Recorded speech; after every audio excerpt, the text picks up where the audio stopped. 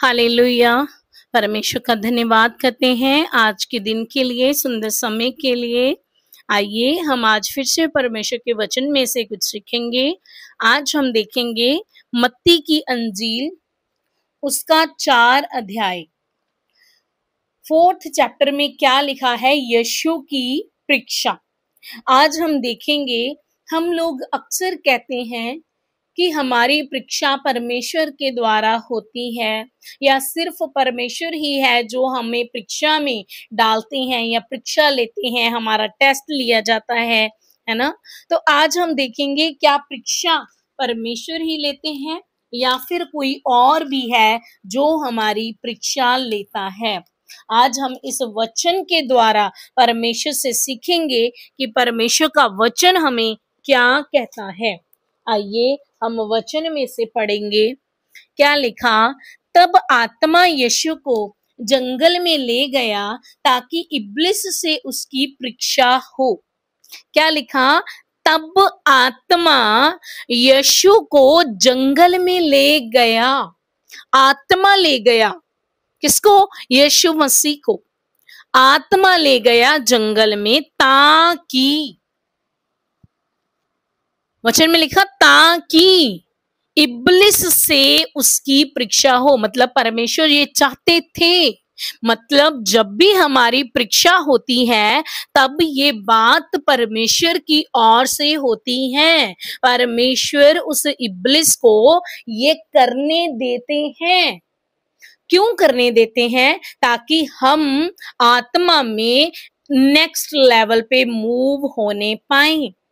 ये परमेश्वर की ओर से अथॉरिटी उसको दे दी जाती है कि तू जा और मेरे लोगों की क्या ले? परीक्षा ले।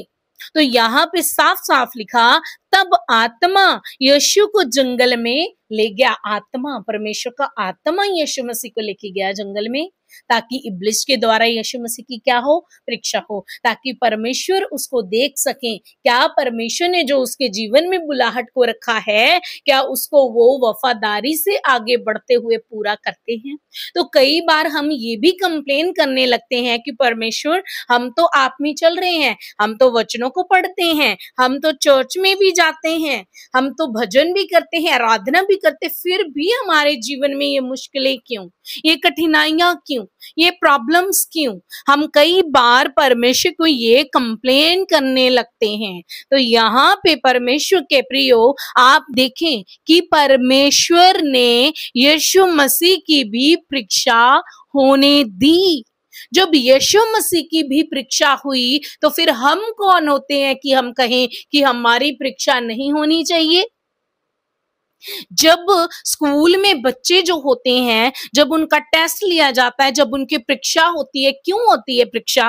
ताकि वो नेक्स्ट स्टैंडर्ड में मूव ऑन हो जाएं, अगली क्लास में चले जाएं। तो इसी तरह परमेश्वर के प्रियो, हमारी भी परीक्षा होती है जब हम परमेश्वर में चलते हैं, जब हम आत्मा में बढ़ते हैं, जब हम प्रार्थना में बढ़ते हैं। तो क्या होता है? हम वचन आगे 2 वचन में पढ़ेंगे। वह 40 दिन और 40 रात निराहार रहा, तब उसे भूख लगी। अब यहाँ पे यीशु मसीह क्या कर रहे हैं? परमेश्वर की हजूरी में है और उन्होंने कुछ नहीं खाया, कुछ नहीं पिया 40 दिन। वो लगातार परमेश्वर की संगति में है। उनको वो बल चाहिए, वो सामर्थ चाहिए जो आगे उनकी सेवा में उनके काम आ सके। ये यीशु मसीह की सेवा को स्टार्ट करने के पहले का ये सीन है जब हम इस वचन को पढ़ रहे हैं कि यीशु मसीह अलग हो गए लोगों से, वो जंगल में चले गए और वहां पे उन्होंने 40 दिन 40 रात कुछ भी नहीं खाया पिया, उपवास में है, परमेश्वर में लीन है, लगातार खुदा की संगति में है, आत्मा में चल रहे हैं वो। तो अब आगे क्या होता है? तब परखने वाले ने पास आकर उनसे कहा, यदि तू परमेश्वर का पुत्र है तो कह दे कि ये पत्थर रोटियां बन जाएं।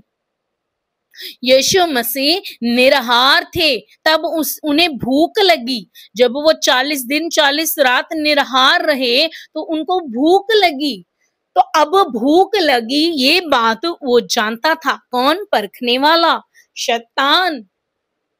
हम लोग अक्सर ये भी सोचते हैं कि हमारे जीवन में ये वाली परीक्षा क्यों आई, हमारे जीवन में ये वाली परीक्षा क्यों आई, क्योंकि शैतान हमें जानता है, हमारे मनों को जानता, हमें जानता है, वो हमें किस समय किस चीज की आवश्यकता है, हमें किस समय किस चीज में वो गिरा सकता है, कैसे करके कौन सी परीक्षा उसको हमारे जीवन में लेके आनी है ताकि हम उस परीक्षा में पड़ जाएं और गिर जाएं। वो जानता है, उसे पता है आपकी कंडीशन के बारे में, उसे पता है आपके हालातों के बारे में। अगर आपको पैसों की जरूरत है और आपके पास पैसे नहीं हैं, उस समय वो आपको लालच की आत्मा के द्वारा भरमाएगा, वो लालच की स्पिरिट को आपके पीछे डालेगा कि इसको कोई ना कोई ठगी, कोई चोरी, कोई 2 नंबर के काम में इसको फंसा ले।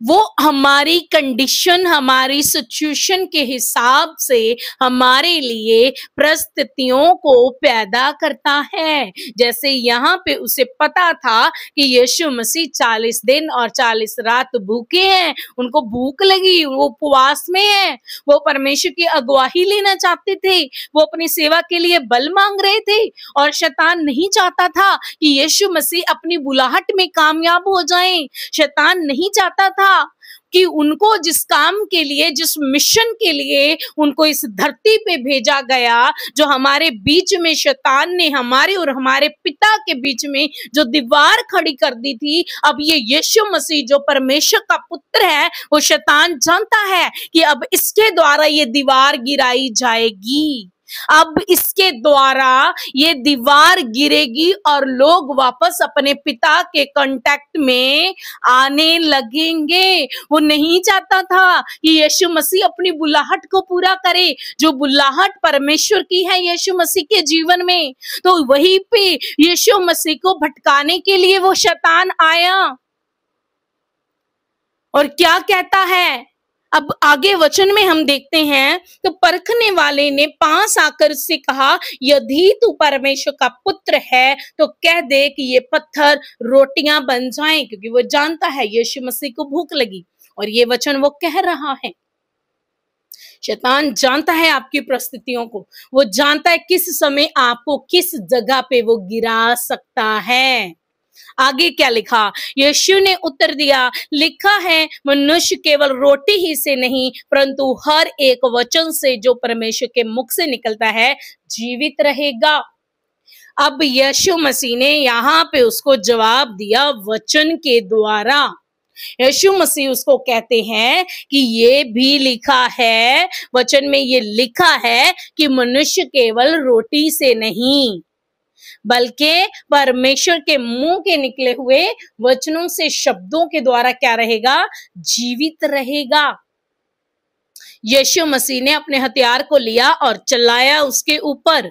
तो फिर आगे क्या होता है, नेक्स्ट टाइम अभी शैतान फिर से आ रहा है दूसरी बार। तो अब क्या कहता है, तब इब्लिस उसे पवित्र नगर में ले गया और मंदिर के कंगूरे पर खड़ा किया और उससे कहा, यदि तू परमेश्वर का पुत्र है तो उससे कहा, यदि तू परमेश्वर का पुत्र है तो अपने आप को नीचे गिरा दे, क्योंकि लिखा है वह तेरे विषय में अपने स्वर्गदूतों को आज्ञा देगा और वह तुझे हाथों हाथ उठा लेंगे, कहीं ऐसा ना हो कि तेरे पाँव में पत्थर से ठेस लगे। ये देखो, झूठों का पिता चालाकियां कर रहा है शैतान। यहाँ पे कैसे चालाकी करी, कैसे करी शैतान ने चालाकी। शैतान आके यीशु मसीह को दूसरी टाइम जब वो आया है, तो जैसे यीशु मसीह ने वचन के द्वारा उसको पहले उत्तर दिया कि वचन में लिखा है कि इंसान केवल रोटी पानी से नहीं बल्कि परमेश्वर के मुंह के निकले हुए वचनों के द्वारा जीवित रहेगा। तो अब वो दूसरी बार जब आया, वो अपना हथियार लेके आया, सेम टू सेम वचन को लेके आया। तो कई बार हमारे जीवन में बहुत सारे लोग आते हैं, बहुत सारे हम कहते हैं कि वहां पे गए थे, वहां पे परमेश्वर के कोई लोग थे, उन्होंने हमें ये कहा करने को, उन्होंने हमें ये कहा, बहुत सारी अलग अलग तरह की बातें हम कहते हैं, करते हैं। लेकिन हमें इस बात को ध्यान में रखना चाहिए कि जो वचन है वो तो शैतान भी जानता है। हमें उस समय पवित्र आत्मा की अगुवाही लेनी है। क्या प्रभु ये व्यक्ति, ये पर्सन क्या आपकी ओर से है? कहीं भेड़ की खाल में कोई भेड़िया तो नहीं हमारे बीच में आ रहा? हमें उस समय इन बातों की समझ परमेश्वर से मांगनी है। यहाँ पे जब दूसरी बार शैतान आता है तो ये वचन को लेके आता है कि वचन में देखो देखो, वचन में तो लिखा है तू अपने आप को यहां से नीचे गिरा दे। और परमेश्वर क्या करेगा? परमेश्वर अपने दूतों को हुक्म देगा ताकि वो दूत तुझे हाथों हाथ उठा ले और तेरे पांव में पत्थर से ठेस भी नहीं लगने देगा। अब वो यीशु मसीह को वचनों के द्वारा आके बहका रहा है कि शायद यीशु मसीह इस वचन के द्वारा बहक जाए, क्योंकि पिछली बार यीशु मसीह ने वचन के द्वारा उसको उत्तर दिया, वो भी आ गया वचन को लेके। अब आगे क्या लिखा है? यीशु मसीह ने क्या कहा? यीशु मसीह ने उससे कहा, ये भी लिखा है तू प्रभु अपने परमेश्वर की परीक्षा ना कर। तो परमेश्वर के प्रियो, इस बात से हमें क्या सीखने को मिला कि हमें परमेश्वर के वचन का ज्ञान होना चाहिए। हमें पता होना चाहिए परमेश्वर के वचन में क्या लिखा है। कहीं शैतान किसी भी बॉडी में से आपके सामने आके ये परमेश्वर के वचन में ये लिखा है, ये लिखा है, कहीं आपको बहकाने ना पाए, ताकि आप अच्छे से चलते चलते बहक जाओ, रास्ते में ही रह जाओ, जबकि आप उन्नति की ओर जा रहे हैं, आप आगे बढ़ रहे हैं, परमेश्वर की नजदीकियों में हैं। तो कहीं शैतान आके आपको आपके रास्ते पे से भटका ना दे। इसलिए हमें क्या करना है? वचन की नॉलेज रखनी है, वचन को प्रतिदिन हमने पढ़ना है, उसके लिए परमेश्वर से समझ मांगनी है, बुद्धि मांगनी है। जैसे यीशु मसीह ने दोबारा फिर से उसको वचन में से उत्तर दिया कि ये भी लिखा है कि तू अपने परमेश्वर की परीक्षा ना कर। हम अपने पिता की परीक्षा नहीं कर सकते, हम नहीं चेक करने के लिए ऐसा कुछ भी कर सकते। तो आगे क्या लिखा? फिर इब्लिस उसे एक बहुत ऊंचे पहाड़ पर ले गया और सारे जगत के राज्य और उसका वैभव दिखाकर उससे कहा, यदि तू गिरकर मुझे प्रणाम करे तो मैं ये सब कुछ तुझे दे दूंगा। देखो, अब वो तीसरी तरीके से आया है, एक लालच लेके। एक लालच लेके वो आया है कि देख जगत का वैभव, देख इस संसार को, देख इसकी चकाचौंध को, मैं ये सारा कुछ तुझे दे दूंगा, तू बस एक बार गिरकर मुझे प्रणाम कर। कई बार हम अपनी बरकतों के पीछे भागने लगते हैं कि हमें ये मिल जाए, ये मिल जाए, ये मिल जाए। तो परमेश्वर के प्रियो, हमें इस बात का भी ध्यान रखने की जरूरत है। कई बार जरूरत से ज्यादा लालच, किसी भी तरीके का वो लालच हो सकता है। हो सकता है अच्छी जॉब के चक्कर में आप एक दूसरी अच्छी जॉब को छोड़ रहे हो कि वहां पे जाऊंगा या जाऊंगी तो मुझे और बेस्ट सैलरी मिलेगी, लेकिन वो जॉब आपके लिए परमेश्वर की ओर से नहीं हो सकता है, वो शैतान की ओर से हो सकता है जब आप परमेश्वर की हजूरी में अच्छे से चल रहे हैं, आपका अच्छा भला सब कुछ हो रहा है, अब शैतान आपके जीवन में लालच देकर आपको उस जगह से हटाकर जहां पे आप परमेश्वर की अगुवाही को लेते हुए आत्मा के द्वारा आगे बढ़ रहे हो, शैतान आपको वहां से भटका के दूसरी जगह पे लेके जा रहा है जहां पे वो आपको आपके आत्मिक जीवन को नाश कर सके। हमारे अंदर किसी भी चीज का, दुनियावी किसी भी चीज का, किसी भी तरह का ज्यादा लालच नहीं होना चाहिए।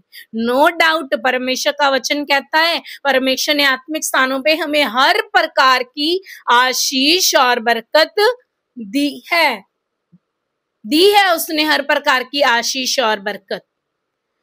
परमेश्वर ने कहा है मांगो तो तुम्हें दिया जाएगा। परमेश्वर ने कहा है जब दो जन एक मन होके मुझसे कुछ मांगते हैं तो मैं उन्हें देता हूँ। परमेश्वर हमारा अच्छा चरवाहा है, वो हमारे हमारे दिल के अनुसार, परमेश्वर हमें हमारे मन के अनुसार, हमारे दिल के अनुसार, हमारे हृदय की सारी इच्छाओं को पूरा करने की सामर्थ्य रखता है। लेकिन हमें इन चीजों के प्रभाव को ओवर नहीं होने देना अपने जीवन में। इस लालच को इस कदर नहीं बढ़ने देना कि आज शैतान आपको ऑफर कर रहा है सामने से, चल 2 नंबर का काम कर ले, चल तू व्यभिचार कर ले। तो हमें इन चीजों को अपने जीवन के ऊपर हावी नहीं होने देना। हमें इतना ज्यादा अपने हृदय के अंदर लालच के स्पिरिट को कार्य करने नहीं देना, एंटर होने नहीं देना। वो कैसे एंटर हो सकती हैं? जब हमारी जरूरत से ज्यादा ही अभिलाषाएं दुनियावी हो जाती हैं। इच्छा रखो, इच्छा रखना बुरी बात नहीं, हम सब अच्छी अच्छी चीजों की इच्छाएं रखते हैं, लेकिन जब वो इच्छाएं जरूरत से ज्यादा ओवरकम कर ले हमारे माइंड को, हमारे हार्ट को, कि हमें ये ना फर्क पता चले कि ये चीज हमारे लिए गलत है अगर हम 2 नंबर का काम करें, या किसी के साथ ठगियां, चोरियां या व्यभिचार या गलत तरीके से किसी चीज को कमाएं, तो हमें इतना फर्क पता होना चाहिए। हमें इतना ज्यादा लालच को अपने ऊपर प्रभाव डालने नहीं देना। तो यहाँ पे कैसे यीशु मसीह को आकर शैतान कहता है जगत का वैभव दिखाकर कि मुझे एक बार क्या कर, दंडवत कर दे। आजकल बड़ा चल रहा है ट्रेंड, बहुत लोग कहते हैं इल्यूमिनाटी के, भाई इल्यूमिनाटी सब कुछ दे देता है, वो फेम देता है, वो पैसा देता है, वो ये देता है, वो देता है। कुछ लोग कूल बनने के चक्कर में कहते हैं हम तो इल्यूमिनाटी को फॉलो करेंगे, साइन बनाते हैं उसके। इन चीजों को अपनी जुबान से कन्फेस करना भी बहुत गंदी चीज है। हम नहीं ऐसे अंगीकार कर सकते अपने जीवन के लिए, हम नहीं बोल सकते ऐसी चीजें। ये सीधा सीधा इस चीज को दिखाता है। अब यहाँ पे इब्लिस कैसे करके कह रहा है यीशु मसीह को, किस तरीके से कह रहा है कि तू मुझे दंडवत कर दे और मैं ये सारी चीजें क्या कर दूंगा, तुझे दे दूंगा। लेकिन यीशु मसीह ने उसे क्या कहा? तब यीशु मसीह ने उसे कहा, हे शैतान दूर हो जा, क्योंकि लिखा है तू प्रभु अपने परमेश्वर को प्रणाम कर और केवल उसी की उपासना कर। तब शैतान उसके पास से चला गया और देखो स्वर्गदूत आकर उसकी सेवा करने लगे। तो यहाँ पे हमने क्या देखा? तीसरी बार जब शैतान ने आके ऐसी गंदी बात कही, ये बहुत गंदी बात है। जब शैतान आपको उकसा ले, जब शैतान आपको वर्गला ले कि चल मुझे प्रणाम कर, मेरे आगे सर को झुका। कई बार हम बड़े इजीली लोगों को खुश करने के चक्कर में, अपने परिवारों को खुश करने के चक्कर में हम ऐसी चीजें कर देते हैं। लेकिन देखें, आपका जीवन परमेश्वर की नजर में बहुत ज्यादा महत्व रखता है। आप बहुत ज्यादा बड़ा महत्व रखते हो परमेश्वर के लिए। आपका नाम परमेश्वर की पुस्तक में नोटेड है। परमेश्वर आपके नाम को जानता है। परमेश्वर आपको आपका नाम लेके बुलाता है।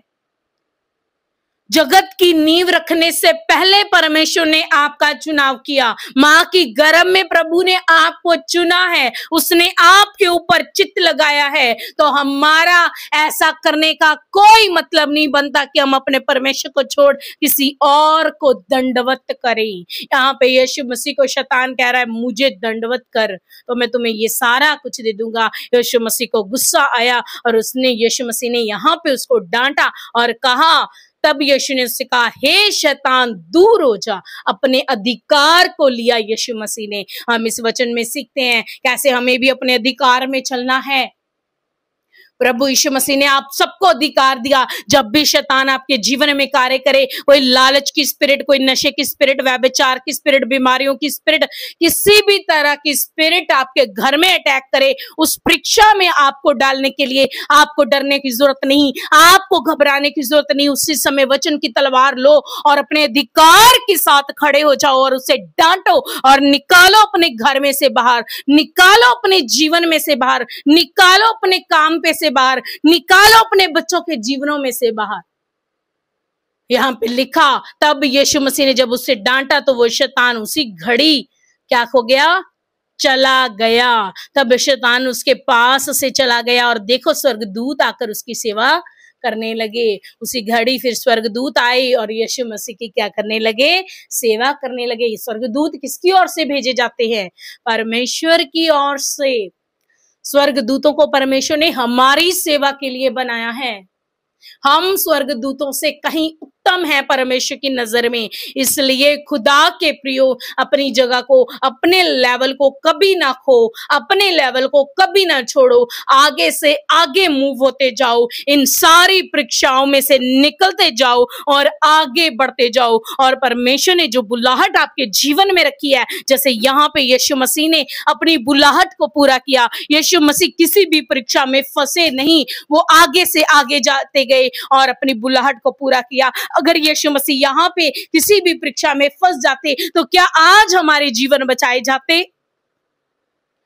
परमेश्वर की ये बुलाहट थी यीशु मसीह के जीवन में कि यीशु मसीह ने जाना है इस पृथ्वी के ऊपर, और जो शैतान ने हमारे और हमारे पिता के बीच में दीवार को खड़ा किया है वो यीशु मसीह के द्वारा ढाई जाएगी। यीशु मसीह को अपना कतरा कतरा लहू का बहाना होगा। यीशु मसीह को इस सारे जगत के पापों को अपने ऊपर उठाना होगा। हमारी बीमारियां उसके ऊपर लाद दी गई। जैसे यीशु मसीह ने दृढ़ता से और पूर्ण दृढ़ता से अपनी बुलाहट को पूरा किया, इसी तरीके से खुदा के प्रियो, हमें भी अपनी परीक्षाओं में स्थिर रहना है। हमें भी वचन की ढाल को लेके और उस तलवार को लेके हमें खड़ा रहना है और दुष्ट के साथ, विरोधी के साथ युद्ध लड़ना है और हमें जीतना है, ताकि हम भी हमारे जीवन की जो बुलाहट परमेश्वर की ओर से रखी गई, हम उस बुलाहट को पूरा कर सकें। तो परमेश्वर का धन्यवाद करते हैं, खुदा का शुक्र करते हैं। मैं विश्वास करती हूँ आज का वचन आपके जीवनों में 100 गुना फल लेके आएगा। आज का वचन पूरे अभिषेक के साथ, मस्से के साथ आपके जीवनों को छुए और आपके जीवनों को बदल दे। प्रभु का धन्यवाद, खुदा का शुक्र करते हैं। सारी दुआ विनती प्रभु यीशु मसीह के जिंदा जीवित नाम से मांगते हैं, आमीन। जय मसीह की।